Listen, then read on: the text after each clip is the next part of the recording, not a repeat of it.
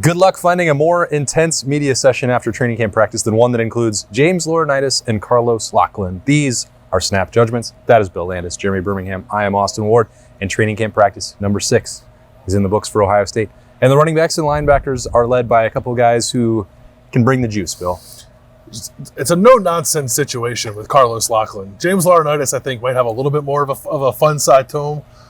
Carlos Locklyn, I guess true to his name, is locked in all the time. You don't get very much out of the man, and it all kind of circles back to, don't worry about it, I'm Carlos Locklyn. I'm going to coach this room. He's got a lot of confidence. I'll be 46 in October, and I've grown up enough to be like, I'm not intimidated by people. Carlos Locklyn scares the shit out of me. I'm not going to lie. That dude is burning a hole through you every single time he talks to you, and it doesn't matter if it's one-on-one or in a group setting like this, and like the constant, like, oh, how are these guys doing here? They're doing fine. I'm teaching them. It's like, yes. I love it. I love that stuff. I mean, that's what you want, though. This is still a safe spot, right? For like male, like pure like male energy, right? Like alpha male, and he is certainly that. How else do you say it? I think you're still scared right now. I am. I'm not afraid. He's treading like Firm's starting the show, dropping profanity, and like, he's not out here. It's okay. He's extremely intimidating as a human being. Yeah, I got that sense from people. I thought maybe we could lighten it up with some Caleb Downs joking, and he was like, "No, sir, we're not going to do that." He did smile and say, "Well, that's other people's decision." And I was like, "Well, you know what would that look like?" And, well, he'd be coached by Carlos Locklyn, so it would work out just fine. So if you're worried about the running backs, Carlos Locklyn would very much like you to know that you shouldn't be. You should not be, and he's put himself out there like they better be good. Not that I think they won't be, but he's putting a lot on their shoulders. If every answer, like, how's this guy look? How's this guy look? And the answer is good because I'm coaching them. It's like, all right, like I respect it. So you got to own it. Very broad shoulders. You got to own it. They can hold it. Well, it also does help if you have Quinshon Judkins and Travion Henderson to set the tone for you. And those guys are also presenting a lot of confidence. I didn't have to get into a lot of, hey, how are you guys going to get carries? What's it going to work like? They've already talked about that a ton. Like, they're both going to play. Yeah. Carlos Locklyn told them how they're doing it. He told them, doesn't matter how many carries you get. If somebody else gets more than you, celebrate. That's it. Yeah, that's it. I said so. All right. So, did we learn anything else about the running backs other than that? Like, I think we learned that, and it's easier to say now because they're not playing any games. There's not 100,000 people around, but James Peoples and Sam Williams-Dixon, I think, are ready to answer the bell should they have to. Ideally, they don't. Ideally, they just sort of play throughout the season as backups to Quinshon Judkins and Travion Henderson. But I picked up on a decent amount of confidence in their ability to do what this team needs them to do should the time come, which is it's good. It's good the freshmen feel that way. I think it's easy to pick up on if a freshman is feeling overwhelmed, even if they don't outright say it. And I don't think either of those guys is overwhelmed by what's happening. No, this week has actually been pretty interesting because we're getting to talk to freshmen that we normally wouldn't get to talk to. Even on Tuesday, getting all 5 quarterbacks is sort of a refreshing treat. But talking to James and Sam is different because we expect them to play considerably. I don't know that it gets talked about enough about how important it was for what Ryan Day did handling the running backs himself after Tony Alford left in March, because that room is going to be pretty good, but it could have been really kind of shaky. Even if you have the 2 best players in the country at the position, if Ryan Day didn't make it a point to make sure that James Peoples and Sam Williams-Dixon were like, it's going to be okay. I'm going to bring in somebody who's going to coach you hard. And then coaching the running backs himself. Boy, did he deliver. Yeah. And coaching the running backs himself. I mean, I asked James Peoples about that point blank, like, how much thought was there in your mind about, we can ask about it now 6 months later. I don't feel like it's putting him on the spot. Yeah. So, he said, like, Ryan Day really, and the other running backs, it was Quinshon and Travion, who were like, you need to calm down. Don't let it get in your head. And that they have to be pretty lucky that happened. Yeah, James Peoples was asked about that as well. It's like, that's a shock to the system the way it happened, and he'd been here for 2.5 months, and he was 1 week into training camp, and he said, well, Trey especially put his arm around him and said, this is now the business side. You need to understand that we're here to do a job. We chose to do it at Ohio State, and we're going to see that job through, and some good early mentoring opportunities, not just for Ryan Day or for a new coach with Carlos Locklyn coming in, but Quinshon Judkins had made a move. He could bring a little bit different perspective to that. And I think that room has done a pretty good job collectively with the veterans at the top and the freshmen pushing up there to, I don't know, supplement, complement, however that's going to look in terms of carries, but also like the tightness of that group. I think you can pick up on that. And I asked Sam Williams-Dixon about this, like, has that pressure felt different both with Carlos Locklyn or with Dallin gone, where everyone is saying now you two have to play? And he smiled a little bit and was like, well, we thought we were going to do that anyway. I think that speaks to the confidence, right? I like that. And I actually didn't get to talk to Sam. I was like to see him out of pads though, and like he looks like a running back, right? Like we talked about that maybe the first day of camp. Just further reinforced for me today. I also, when we're talking running backs, I don't know if Carlos Locklyn was asked specifically about Rashid Cisse, the walk-on that we talked about. He brought him up and he said, and walk-ons are considered scholarship players in Carlos Locklyn's room. Oh, of course they are.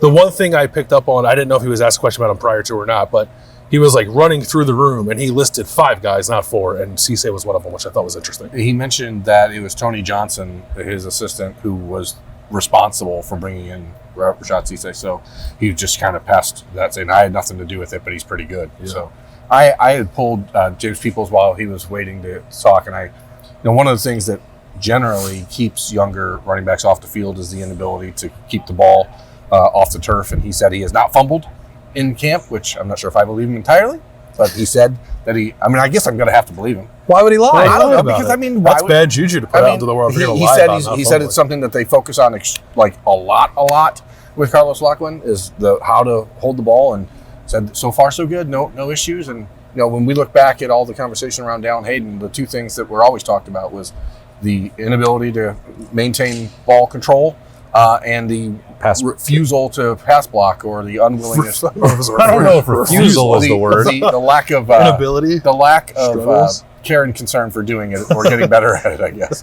We're still going stronger with it than I think we are. Block really got there. I am rattled, boys.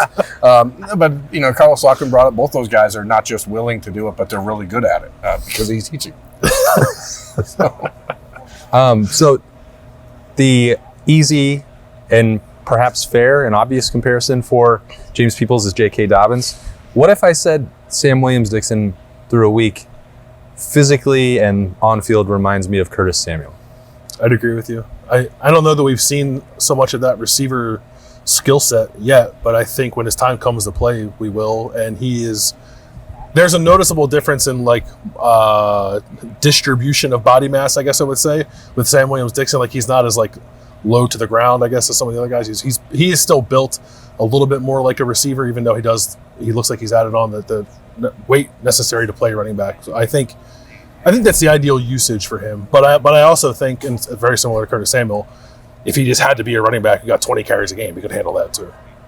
He's going to get better. And if you look at the 2 of them physically, Peoples is a little bit more rocked up, solid up top. Yeah. Where I think with Sam Williams-Dixon, that's a part of his physical maturation that's still underway. But lower half, he's a running back for sure. Like, he's thick in his legs. So it is an interesting comparison. I think in high school, the problem with what we saw with Sam is that he went from West Holmes High School to Pickerington North, but he was only able to play 5 games at Pick North because of transfer rules. So you didn't really get to see him at the end of the season against their better competition. So it's hard to really know exactly what to expect out of him when he got here. But now you're starting to see that versatility shine. All right, let's talk about the silver bullets, and I guess the best way to not have a direct head-to-head position battle between 2 really talented guys is to just come to terms with the fact that they're both going to play a lot. Yeah. And I'm closer to that today than I certainly was on Friday. It's actually funny. So, earlier today, Doug and I recorded a Kings of Columbus who were asked about, how much do you think C.J. Hicks is going to play? And what I think I said, 25% of the snaps. I'm 3 hours later, I think it's going to be more than that.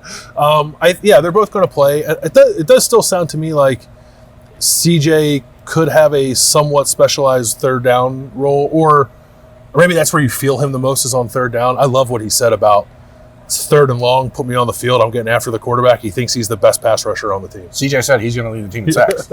He was not shy about that part. He's not shy about anything No, today, which is why I think there's more playing time for him than maybe. He's a kid who's in the past been sort of ruled by emotion a little bit, and when he's not been having the clear path, you've seen it on his face. I did not see that on his face today. I do think he has come to terms with the fact that he's not likely to be the first will linebacker in the game. And I'm not going to, those were not his words. He said he and Sonny are both okay with whatever personnel snap distribution needs to happen for linebackers. He said if Sonny's out there first, that's fine as long as both of them get to eat. The last 2 years, I think someone who might be in CJ Hicks's spot I think they would be rightly skeptical of those chances. Yeah. And maybe in this world, not like James Laurinaitis is rolling them and seems to have a plan for not just the top 3, but also maybe Gabe Powers and Arvell Reese, and a way to use 5 linebackers. I think the previous 2 years, you'd be rightly skeptical if you were in CJ Hicks's spot, and maybe this year he has reason to not be. Yeah, I don't think we get Arvell Reese out here today at a table talking to the media if that wasn't in the plan anyway. Now, I did not know, maybe I should have been, maybe Bill picked up on it because he's much smarter than me, maybe you did because you are an X's and O's guru. I did not think Arvell Reese needs to be playing Mike. I don't remember seeing that, and that's sort of where they are right now. That is a byproduct of him being just the biggest, freakiest dude out there. It is interesting because the knock on Arvell coming out of high school was that he was more of a react guy and not an anticipate guy. But talking to him today, he said he gets it. He said he's really beginning to understand it, and there's something about the way James Laurinaitis teaches things that makes it easier for him to understand it. He's a big, freaky athlete, dude. It's going to be hard to keep him off the field. But, Gabe Powers, Cody Simon was talking about Gabe and how he almost let it slip. Gabe's a little frustrated that there's not more opportunity for him. But, Cody's like, oh, well. Sorry. Sorry. I had to wait. Yeah. So, I asked Gabe if something happened, God forbid to Cody, are you ready? He said, unequivocally, yes, I'm ready. So, yeah, it is a confident group in that top 5. I asked Gabe, too, because I wondered if this is what he envisioned for himself in terms of role within this defense when he got here. Coming out of Marysville, I was like, this kid might play defensive end. He basically played all 3 levels of defense in high school because he was a big, freaky dude on the field, too. If he thought to himself, no, I get to Ohio State, I'm working toward being this defense's starting Mike linebacker. And he said, I was unsure about whether or not it'd be 4-3 or 4-2, and obviously now it's a 4-2, but he said, I always wanted to be the Mike. So I think knowing that he's on that path provides some level of comfort. He's going to be this team starting Mike linebacker next year, I would assume. Might make this year a little bit more difficult to swallow because I don't envision Cody Simon coming off the field a ton. But I think if Gabe shows himself to be ready, that James Laurinaitis will play him some. Every time we've talked to James has said, if you show me you can do it, I'm going to play you, which I think is a very different dynamic than what's existed here the last 2 years at linebacker. I was curious so when CJ Hicks was talking about the opportunities, giving him 3rd and long and maybe leading this team in sacks, I was like, is the scheme different? Jim Knowles is talking about getting sacks, pressures, tackles for loss at a different rate and the number of blitzes that they want to use. Or do you just sense that Jim Knowles and James Laurinaitis are more willing to push the issue with you guys? And somebody else followed up and was like, because you guys are crazy athletes. And he's like, I'm not saying anything about Tommy and Steele, but yes, we are very different than those 2 guys were. I think there's two different things that are pushing towards the same direction, which is freaky athletes, CJ Hicks and Sonny Styles being probably unstoppable blitzers, and the production not being where Ohio State wanted in that department. Yeah. And think about that for a second, because not so much last year, but 2 years ago, Tommy was an animal when they said absolutely. And these guys are better athletes than him. So if it's already sort of built into the scheme that these linebackers can get those kind of opportunities when Jim Knowles is willing to kind of ratchet it up, and then you just do it with these guys, it's going to be nuts. Yeah. Were you guys not surprised, but pleasant? I guess surprised is the word. The way that James Locke is still in your head. The way that James Laurinaitis talked about Peyton Pierce was illuminating, effusive, unprompted. He really went in. Wait, maybe you did prompt him. I prompted after he brought him up unprompted. Yeah, There was a prompt following the unprompted. He's Peyton Pierce, he missed all of spring, and he does not seem to be behind, which was surprising to me. Yeah. Playing at both Mike and Will as well. I also heard Uh-oh. that Garrett Stover was clocked at 23.2 miles an hour. Is that why James Laurinaitis walked off the field and said, as fast as Garrett Stover is, he better be on the kickoff unit? 23.2 miles an hour. That would be as fast as Jeremiah Smith. That's scooting, as they say. That's really? Yeah. And what's he, like 220? Like 228, 230. All right. Can he play running back? He also apparently has the Stover toughness gene. He played running back in high school for Big Walnut. I'm sure he can certainly handle the rock. Well, cows don't take days off. You know what I mean? That's what I've heard. This has been weird, but I think it's good that we got this out. I apologize for. You're going to bleep that out, right? Your salty language. What Coach Locklyn did to me today. It was like a Jedi mind trick, dude. You got to bleep it out. They'll take our channel down. It's like a Jedi mind trick. Are you ready to go play running back for Carlos I'm not. Locklyn? I would not be able to survive. Job number 1, as Carlos Locklyn says, put your hand up if you're willing to be coached. And Berm is putting that hand. No, thanks. He's I'll opting pass. out. I'll pass on that. But thankfully, Berm did opt into some snap judgments. Another day in the books. We're going to get to watch practice on Thursday in the Woody Hayes Athletic Center. We can't wait for that. We're going to talk about what we may want to see from one of maybe our last scheduled opportunity to do that. And we'll get into that on the podcast daily. Same cast of characters, Bill Landis and Jeremy Birmingham. I'm Austin Ward. We'll talk to you then.